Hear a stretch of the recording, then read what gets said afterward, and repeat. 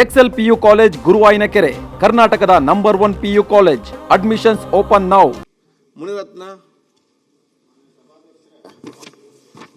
ನಮ್ಮ ವಸತಿ ಸಚಿವರನ್ನ 1275 ಪ್ರಶ್ನೆ ಉತ್ತರ ಬಯಸ್ತೇನೆ. ಸನ್ಮಾನ್ಯ ಅಧ್ಯಕ್ಷ, ಉತ್ತರ ನೀಡಲಾಗಿದೆ. ಸಭಾಧ್ಯಕ್ಷರು ಉತ್ತರ ಕೊಟ್ಟಿದ್ದಾರೆ.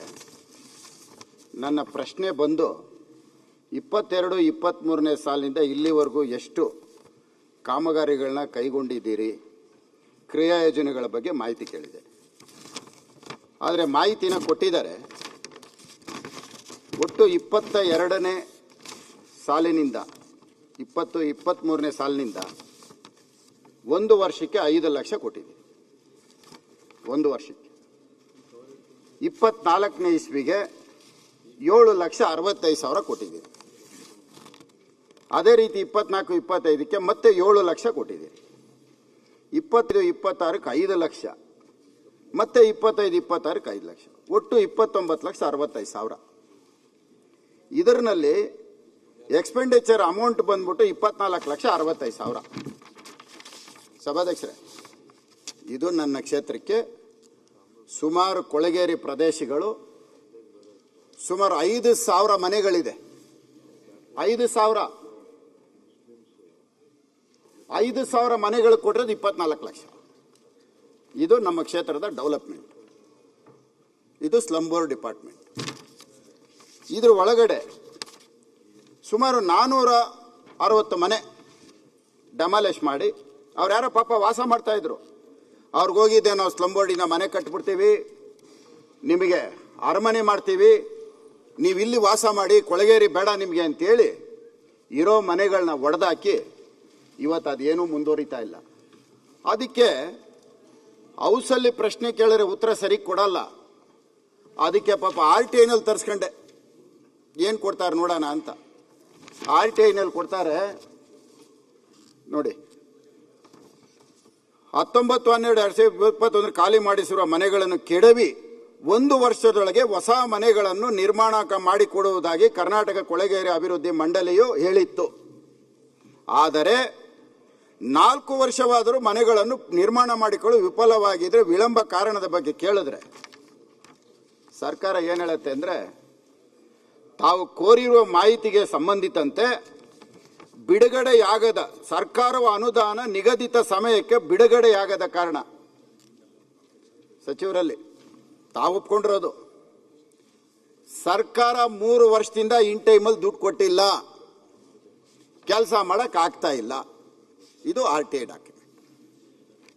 ಅದ್ರಲ್ಲಿ ಮತ್ತೆ ಮುಂದುವರೆದು ಹೇಳ್ತಾರೆ ಏನಂತ, ಗುತ್ತಿಗೆದಾರರಿಗೆ ಬಿಲ್ಲುಗಳನ್ನು ಪಾವತಿಸಲಾಗದ ಕಾರಣ ಕಾಮಗಾರಿಯ ಪ್ರಗತಿ ಕುಂಠಿತವಾಗಿರುತ್ತದೆ.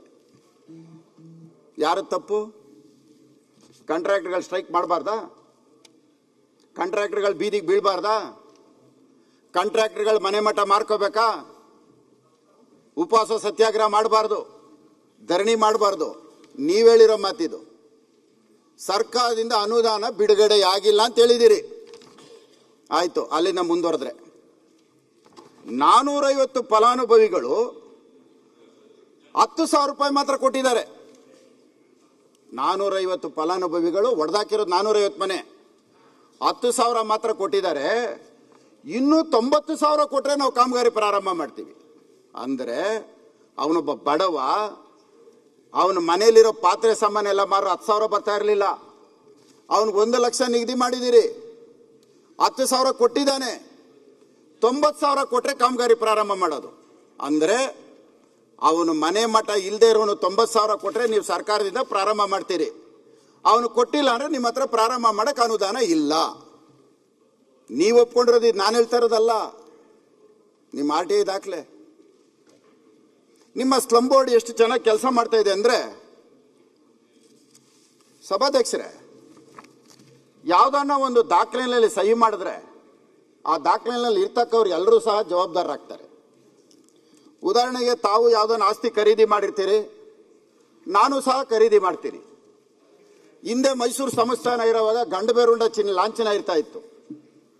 ಗಂಡಬೇರುಂಡ ಲಾಂಛನ ಆದಮೇಲೆ ಸ್ವಾತಂತ್ರ್ಯ ಬಂದ ಮೇಲೆ ಅದು ಅಶೋಕ ಸ್ತಂಭದ ಚಿಹ್ನೆ ಬಂತು.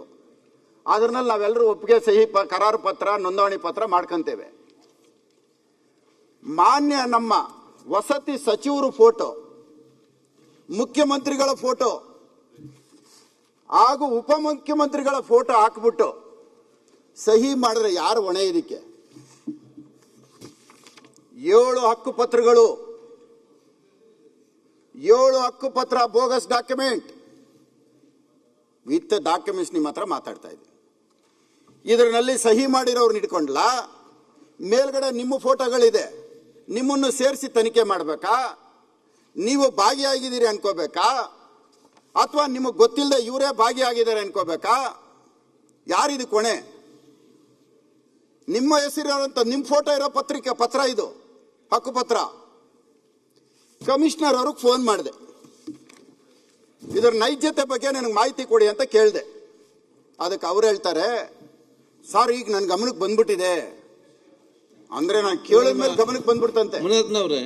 ಈಗ ಪ್ರಶ್ನೆ ಏನಂತ ಕೇಳಿ ಸಭಾಧ್ಯಕ್ಷರೇ, ಹೆಂಗಿರೋ ಸಮಯವಿದೆ, ಬೇಕಾದಷ್ಟು ಇದೆ. ನಾನೇ ಲಾಸ್ಟ್ ತಾವೆಷ್ಟು ಒಳ್ಳೆ ಕೆಲಸ ಮಾಡ್ತೀರಂದ್ರೆ ಮುನಿರತ್ನ ತೊಂದರೆ ಆಗ್ಬಾರ್ದು ಅಂತ ಪ್ರಶ್ನೆ ನನ್ ಲಾಸ್ಟ್ ಅಲ್ಲಿ ಹಾಕ್ಬಿಟ್ಟಿದ್ದೀನಿ. ನೀವು ಲಾಸ್ಟ್ ಕೊಟ್ಟಾಗ ಲಾಸ್ಟ್ಗೆ ಆಗ್ತದೆ. ಅದೇ ಇಲ್ಲ ನನ್ನ ಮೇಲೆ ತಮ್ಗೆ ಬಹಳ ಅಭಿಮಾನ, ಅದಕ್ಕೆ ಲಾಸ್ಟ್ ಇದೆ. ಈಗ ನೀವು ಪ್ರಶ್ನೆ ಕೇಳಿ, ಅದನ್ನೇ ಬಿಡಿ ಸಭಾಧ್ಯಕ್ಷ ಉತ್ತರ ಕೊಡ್ಲಿ. ಕೊಡ್ತಾರೆ, ಒಂದ್ ನಿಮಿಷ ಹೇಳ್ಬಿಡ್ತೀನಿ. ಸಭಾಧ್ಯಕ್ಷರೇ, ಕಮಿಷನರ್ ಫೋನ್ ಮಾಡಿದೆ, ಸ್ವಾಮಿ 7 ಹಕ್ಕುಪತ್ರಗಳು ಬೋಗಸ್ ಆಗಿದೆ, ಅದರ ನೈಜತೆ ಬಗ್ಗೆ ಏನೇನು ದಾಖಲೆಗಳಾಗಿದೆ, ಯಾರ್ಯಾರು ಮಂಜೂರಾತಿ ಕೊಟ್ಟಿದ್ದಾರೆ ಅದ್ರದ್ದೆಲ್ಲ ದಾಖಲೆ ಕೊಡಿ ಅಂತ ಕೇಳಿದೆ. ಅದಕ್ಕೆ ಅವರೇನಂದ್ರು ಗೊತ್ತಾ, ಸರ್ ನನಗೆ ಇನ್ನೂ ಏನು ಗಮನಕ್ಕೆ ಬಂದಿಲ್ಲ ಅಂತ ಹೇಳ್ಬಿಟ್ಟು ಮಾರನೇ ದಿನ ಪೊಲೀಸ್ ಕಂಪ್ಲೇಂಟ್ ಕೊಟ್ಟಿದ್ದೀನಿ ಸರ್, ಇದೆಲ್ಲ ಬೋಗಸ್ ಡಾಕ್ಯುಮೆಂಟ್ ಅಂತ ಪೊಲೀಸ್ ಕಂಪ್ಲೇಂಟ್ ಕೊಡ್ತಾರೆ. ಅದೀಗ ಚರ್ಚೆ ಮಾಡ್ಲಿಕ್ಕೆ ಕನ್ವರ್ಟ್ ಮಾಡ್ಬೇಕಾ? ಹೇಳ್ತೀನಿ ಸಭಾಧ್ಯಕ್ಷರೇ, ಸ್ವಲ್ಪ ಸಭಾಧ್ಯಕ್ಷರೇ. ಈಗ ಪ್ರಶ್ನೆಗೆ ಸೀಮಿತ. ನನ್ನ ಮೇಲೆ ನಿಮ್ಗೆ ಅಭಿಮಾನನೇ ಇಲ್ಲ ಸಭಾಧ್ಯಕ್ಷರೇ. ಸಭಾಧ್ಯಕ್ಷರೇ, ಉತ್ತರ ಕೊಡ್ತಾರೆ. ಇದೇನು ಕ್ವಶನ್ ಆನ್ಸರ್ ಇದು? ಅಲ್ಲ, ಕ್ವಶನ್ ಆನ್ಸರ್. ಕೆಲಸ ಮಾಡಿ, ಉತ್ತರ ಬಿಡಿ ಸರ್. ಉತ್ತರ ನಾನೇ ಹೇಳ್ಬಿಡ್ತೀನಿ ಒಂದ್ ಲೈನ್ ಅಲ್ಲಿ, ಇದೆಲ್ಲ ಸರಿಗಿದೆ ಅಂತ ಹೇಳ್ಬಿಟ್ರೆ ಮುಗಿದೋಯ್ತು. ಆಯ್ತು ಮುನಿರತ್ನ ಅವರೇ, ಸಭಾಧ್ಯಕ್ಷರೇ ಹೇಳಕ್ಕೆ ಬಿಡ್ತಾ ಇಲ್ಲ. ಇದು ಕಮಿಷನರ್ ಪೊಲೀಸ್ ಕಂಪ್ಲೇಂಟ್ ಕೊಡ್ತಾರೆ, ಕಮಿಷನರ್ ಪೊಲೀಸ್ ಕಂಪ್ಲೇಂಟ್ ಕೊಡ್ತಾರೆ. ನೀವೇನಾದ್ರು ಸಸ್ಪೆಂಡ್ ಮಾಡಿದ್ರಾ? ಅವ್ರ ಮೇಲೆ ಏನು ಆಕ್ಷನ್ ಏನ್ ಮಾಡ್ಬೇಕು ಹೇಳಿ ನೀವು? ಅವರೇ ಹೇಳ್ಬೇಕು. ಆಯ್ತಾಗ ಮಾತಾಡ್ಲಿ, ಮಾತಾಡ್ಲಿ. ಈಗ ಸರ್ಕಾರದ ನಕಲಿ ದಾಖಲೆ ಮಾಡಿ ಇವತ್ತವರೆಗೂ ನೀವೇನ್ ಕ್ರಮ ತಗೊಂಡಿದ್ದೀರಿ? ಉತ್ತರ ಕೊಡ್ಲಿ ಅವರು. ಕೂತ್ಕೊಳ್ಳಿ, ಒಂದೊಂದಾಗಿ ಹೇಳ್ತೀನಿ. ತಾವೇನು ಸ್ಲಮ್ ಬೋರ್ಡ್ ಅಲ್ಲಿ ನನ್ನ ಕ್ಷೇತ್ರದಲ್ಲಿ ಸ್ಲಮ್ಗಳವೆ, ನನ್ ಬರೀ 5 ಲಕ್ಷ ಅನುದಾನ ಬಂದಿದೆ 2022-23 ಅಂತ ತಾವು ಹೇಳಿದ್ದೀರಾ. ತಾವೇ ತಮ್ಮದೇ ಸರ್ಕಾರ ಇತ್ತು, ತಾವು ಮಂತ್ರಿ ಆಗಿದ್ದೀರಾ. ತಾಯಿರುವಾಗ ಏನಕ್ಕೆ 5 ಲಕ್ಷ ತಗೊಂಡು ತಮ್ಮದೇ ಸರ್ಕಾರ ಇತ್ತಿಲ್ಲ? ತಮ್ಮದೇ ಸರ್ಕಾರ ತಂದಿದ್ದು 2023 ತಾವೇ ಹೇಳಿದ್ರಿ. 2022-23 ನನ್ನ ಕ್ಷೇತ್ರಕ್ಕೆ ಸ್ಲಮ್ ಬೋರ್ಡ್ ಡೆವಲಪ್ಮೆಂಟ್ಗೆ 5 ಲಕ್ಷ ಬಂದಿದೆ ಅಂತ. ಯಾರು ಸರ್ಕಾರಪ್ಪ ಇದ್ದಿದ್ದು 2022-23? ತಮ್ಮದೇ ಸರ್ಕಾರ ಇದ್ರಿ, ತಾವೇ ಮಂತ್ರಿ ಆಗಿದ್ರಿ. ಸ್ಲಮ್ ಬೋರ್ಡ್ ಬಗ್ಗೆ ಕಾಲೇಜಿ ಡೆವಲಪ್ಮೆಂಟ್ ಮಾಡಬೇಕಾದ್ರೆ ತಾವಾಗ ಅನುದಾನ ತರಬೇಕಾಗಿತ್ತು. ಒಂದು ನಾನು ಕಂಪ್ಲೀಟ್ ಮಾಡಿಬಿಡ್ತೀನಿ, ಆಮೇಲೆ ಹೇಳಿ.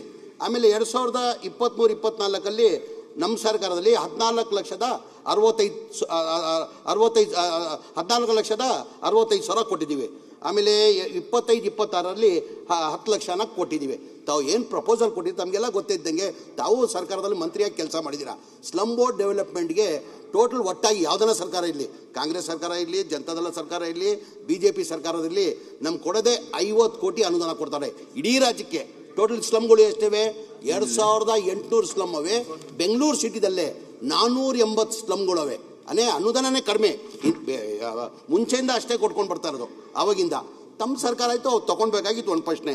ಆಮೇಲೆ ಮನೆಗಳು ತಾವು ಹೇಳಿದ್ರಲ್ಲ, ನನ್ನ ಮನೆಗಳು ಹಿಂದಿನ ಸರ್ಕಾರದಲ್ಲೇ 13ರಿಂದ ಹಿಡ್ಕೊಂಡು 18ವರೆಗೂ 1000 ಮನೆಗಳು ಸ್ಯಾಂಕ್ಷನ್ ಆಗಿತ್ತು.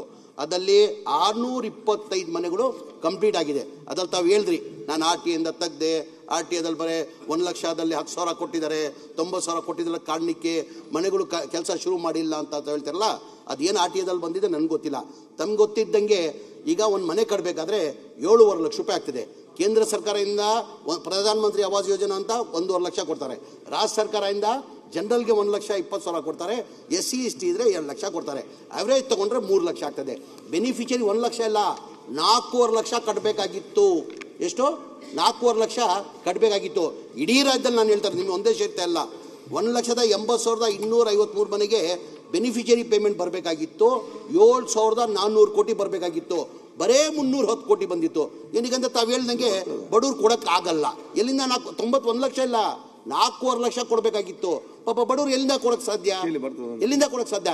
ತಾವು ಹೇಳ್ದಂಗೆ 5,000, 10,000, 15,000, 20,000 ಮೇಲೆ ಯಾರೂ ಕೊಡೋಕ್ಕೆ ಸಾಧ್ಯ ಆಗಲಿಲ್ಲ.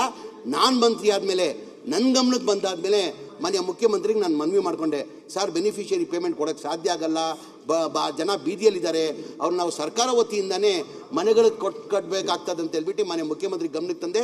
ಅವ್ರು ಕ್ಯಾಬಿನೆಟ್ ತಂದು ಅಪ್ರೂವ್ ಮಾಡಿ 2024 ನಾವು ಕ್ಯಾಬಿನೆಟ್ ತಂದು ಅಪ್ರೂವ್ ಮಾಡಿದಾದ್ಮೇಲೆ 36,789 ಮನೆ ನಿಮ್ಮ ಸ್ನೇಹಿತರದಲ್ಲೇ ಸೋಮಶೇಖರ್ ಕ್ಷೇತ್ರದಲ್ಲೇ ಕಾರ್ಯಕ್ರಮ ಮಾಡಿ ನಾವು ಪಕ್ಷ ನೋಡಿಲ್ಲ, ನಾವು ಅವ್ರ ಕ್ಷೇತ್ರದಲ್ಲೇ BJP ಕ್ಷೇತ್ರದಲ್ಲೇ ಕಾರ್ಯಕ್ರಮ ಮಾನ್ಯ ಮುಖ್ಯಮಂತ್ರಿ. ಒಂದು ನಿಮಿಷ ಗುರುಗಳೇ, ಏನಿದು ಮಾತಾಡುವಾಗ? BJP ಕ್ಷೇತ್ರದಲ್ಲೇ ನಾವು ಪಕ್ಷ ನೋಡಿಲ್ಲ, ಮನೆಗಳು ಅಲ್ಲಿ ಇದೆಯಂತ ಸೋಮಶೇಖರ್ ಇದೆ ಅಲ್ಲಿ KR ಪುರಂದಲ್ಲಿ, ಸೋಮಶೇಖರ್ ಕ್ಷೇತ್ರದಲ್ಲಿ 36,789 ಮನೆ ಕೊಟ್ವಿ. ಮೊನ್ನೆ ಜನವರಿ 24ಕ್ಕೆ ಹುಬ್ಳಿದಲ್ಲಿ ಕಾರ್ಯಕ್ರಮ ಮಾಡಿ 42,345 ಮನೆ ಕೊಟ್ಟಿದ್ದೀವಿ ನಮ್ಮ ಸರ್ಕಾರದಲ್ಲಿ. ಎಷ್ಟು? 80,000 ಮನೆ ಕೊಟ್ಟಿರೋದು ನಮ್ಮ ಸರ್ಕಾರ ಬಂದಾದ್ಮೇಲೆ. 1 ಲಕ್ಷ ಇಲ್ಲ, 4 ಲಕ್ಷ ನಾವು ಕೊಟ್ಟು ಮಾಡಿರೋದು. ದಯಮಾಡಿ ಅರ್ಥ ಮಾಡ್ಕೊಂಡು ಬಯಸ್ಕೊಬೇಕು. ಇನ್ನೊಂದು ತಾವು ಹೇಳಿದ್ರಿ, ಕಂಪ್ಲೀಟ್ ಮಾಡಿಬಿಡ್ತೇನೆ. ಆಮೇಲೆ ಹಕ್ಕುಪತ್ರ ಯಾವುದೋ ಇಲ್ಲಿಗಲ್ 7 ಹಕ್ಕುಪತ್ರ ಕೊಟ್ಟಿದ್ದೀರಾ ನನಗೆ ಈಗ ಮಾಹಿತಿ ಬಂದಿದೆ. ಈಗ ಅವ್ರ ಮೇಲೆ ಕಂಪ್ಲೇಂಟ್ ಕೊಟ್ಟಿದ್ದೀವಿ. ಅವ್ರು ಯಾರು ಮಾಡಿದಾರೆ ಕ್ರಮ ತೊಗೊಳ್ತಾರೆ. ಈಗ ತಮಗೆಲ್ಲ ಗೊತ್ತಿದೆ, ಯಾರೋ ಫೋಟೋ ಆಗಿಬಿಟ್ಟು ಯಾರು ಸಿಗ್ನೇಚರ್ ಏನಂತ ಗೊತ್ತಿಲ್ಲ. ತಾವು ಈಗ ತೋರಿಸಿದಿರ, ತಾವು ನಾನು ನೋಡ್ತೀನಿ. ಈಗ ತಾವು ನನ್ನ ಜೊತೆ ಬನ್ನಿ. ಈಗಲೇ ಕಮಿಷನರ್ ಇಲ್ಲೇ ಇದ್ದಾರೆ, ಸೆಕ್ರೆಟರಿ ಇಲ್ಲೇ ಇದ್ದಾರೆ. ಯಾರು ತಪ್ಪು ಮಾಡಿದರೆ ಅವ್ರ ಮೇಲೆ ಯಾರನ್ನ ಇರಲಿ, ಅವ್ರ ಮೇಲೆ ನಾವು ಕ್ರಮ ತಗೊತೀವಿ. ಇವರು ನಗರದ್ದು, ಇವರು ಇಡೀ ರಾಜ್ಯದ್ದು 40,000 ಹೇಳಬೇಕಿಲ್ಲ. ನೀವು ಹೇಳಿದ್ರಲ್ಲ, ನಿಮ್ದು ಹೇಳಿದೆ ನಾನು, ಹೇಳಿದ್ದೀನಿ. 35,000 ಮಾಹಿತಿ ಕೊಡ್ಬೇಕಾನೆ ನಾನು. ಆದ್ರೆ 460 ಮನೆ ಬಗ್ಗೆ ಮಾತ್ರ ನಾನು ಮಾತಾಡ್ತಾ ಇರೋದು. ನನಗೆ 80,000, 90,000 ಇನ್ನೊಂದು ಕ್ಷೇತ್ರಕ್ಕೆ ನನಗೆ ಬೇಡ. ನಮ್ಮ ಕ್ಷೇತ್ರಕ್ಕೆ 460 ಮನೆ 3 ವರ್ಷದಿಂದ ಒಂದು ಕಲ್ಲು ಹಿಂಗೆ ಇಟ್ಟಿಲ್ಲ, ಅದಕ್ಕೆ ಕೇಳಿ ಅಂತ ಕೇಳ್ತಾ ಇದ್ದೀನಿ ಅಷ್ಟೇನೆ. ನೀವು ಇನ್ನೂ 1 ಲಕ್ಷ ಮನೆ ಕಟ್ಟಿ. ಈಗ ನಾನು ಹೇಳಿದೆ ಸರ್, ಬೆನಿಫಿಷಿಯರಿ ಪೇಮೆಂಟ್ ಕೊಟ್ಟಿರಲಿಲ್ಲ, ಮನೆಗಳು ಕಂಪ್ಲೀಟ್ ಮಾಡಿಲ್ಲ.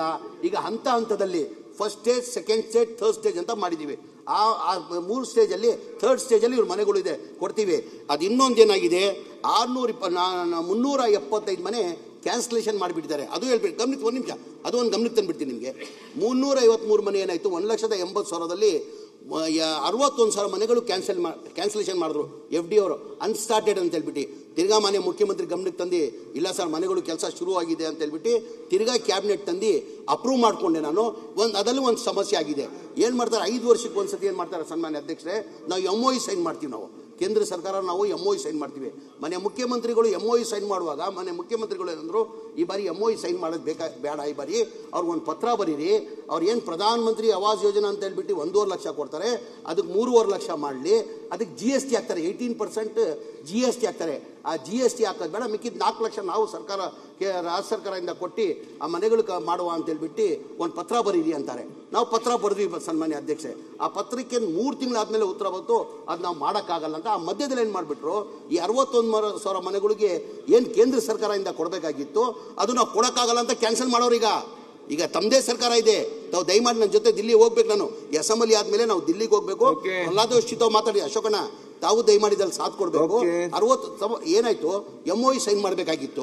5 ವರ್ಷಕ್ಕೆ ಒಂದ್ಸತಿ ಸ್ಲಮ್ ಬೋರ್ಡ್, ಕೇಂದ್ರ ಸರ್ಕಾರ ರಾಜ್ಯ ಸರ್ಕಾರ ಮಧ್ಯದಲ್ಲಿ MOU ಸೈನ್ ಆಗ್ತದೆ ಅಶೋಕಣ್ಣ.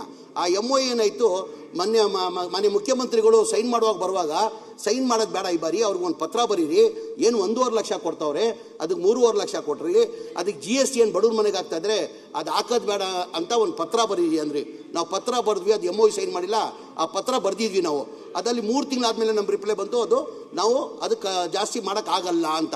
ಆ ಹಿನ್ನೆಲೆ ಏನಾಯಿತು, ಆ 3 ತಿಂಗಳು ಡಿಫ್ರೆನ್ಸಸ್ ಇದ್ದಿದ್ದು ಕಾರಣಕ್ಕೆ ಏನು ಮಾಡಿದ್ದಾರೆ, 61,000 ಮನೆಗಳದು ಏನು ಕೇಂದ್ರ ಸರ್ಕಾರದಿಂದ 1.5 ಲಕ್ಷ ಕೊಡ್ತಾರೋ ಅದು ಕೊಡೋಕ್ಕಾಗಲ್ಲ ಅಂತ ಒಂದು ಪತ್ರ ಬರೆದಿದ್ದಾರೆ ಅವರು.